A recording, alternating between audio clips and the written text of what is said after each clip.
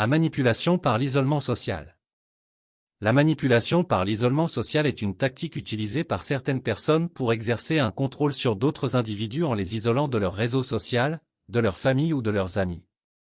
Cette forme de manipulation est souvent utilisée dans des relations abusives, que ce soit dans le cadre de relations personnelles, familiales ou professionnelles.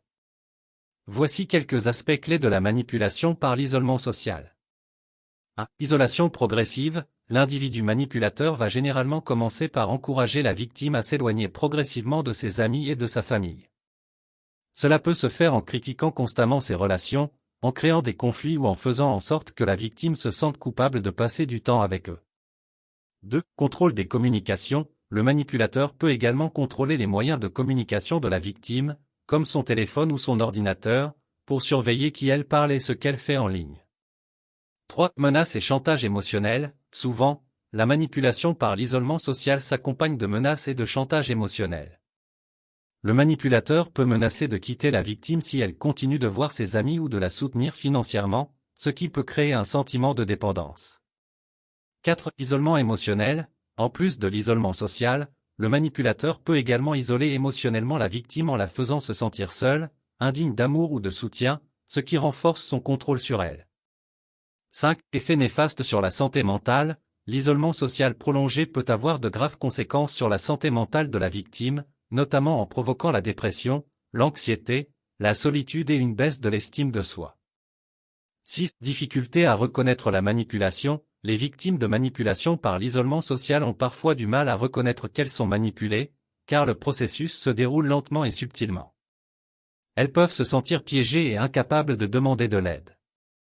Il est important de noter que la manipulation par l'isolement social est une forme de violence psychologique et émotionnelle. Si vous pensez être victime de manipulation de ce type ou si vous connaissez quelqu'un qui pourrait l'être, il est essentiel de rechercher de l'aide auprès de professionnels de la santé mentale, d'amis de confiance ou d'organisations de soutien aux victimes de violences domestiques. La prise de conscience et le soutien sont essentiels pour briser le cycle de la manipulation et rétablir la santé mentale et émotionnelle.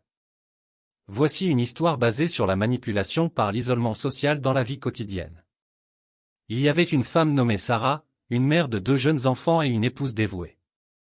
Elle vivait une vie heureuse avec son mari, James, et leur cercle d'amis proches.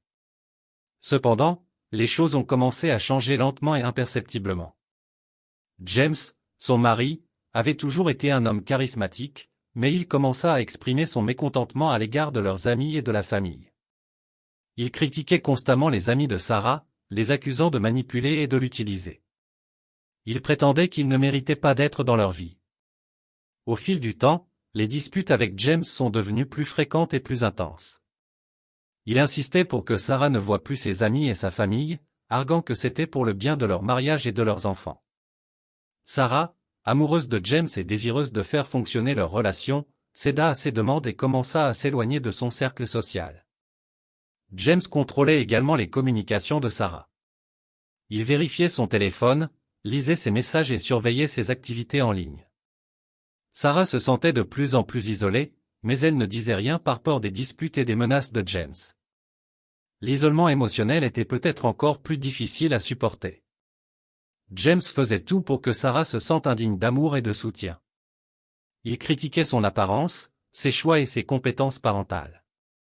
Elle se sentait piégée, seule et impuissante.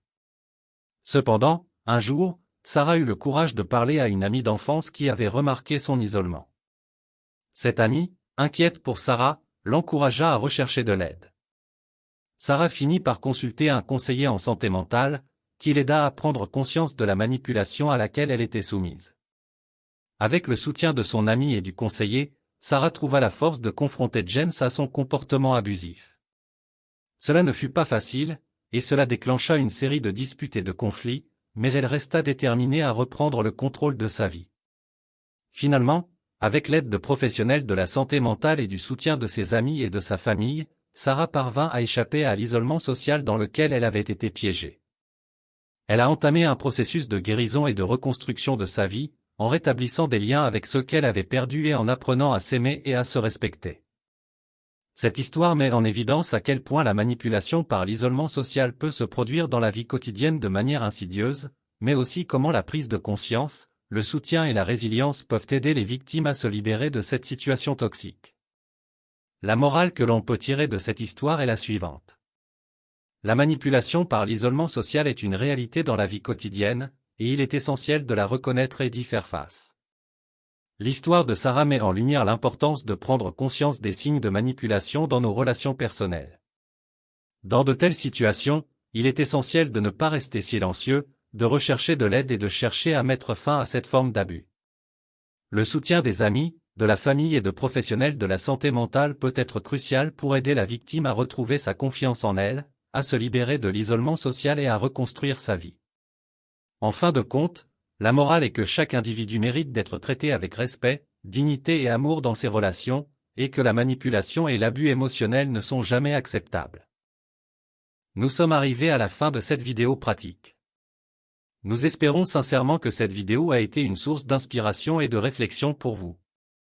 Si cette vidéo pratique vous a été utile, nous vous invitons à la partager avec vos proches, vos amis et vos collègues. Merci encore de nous avoir accordé votre temps et votre attention. Bien à vous.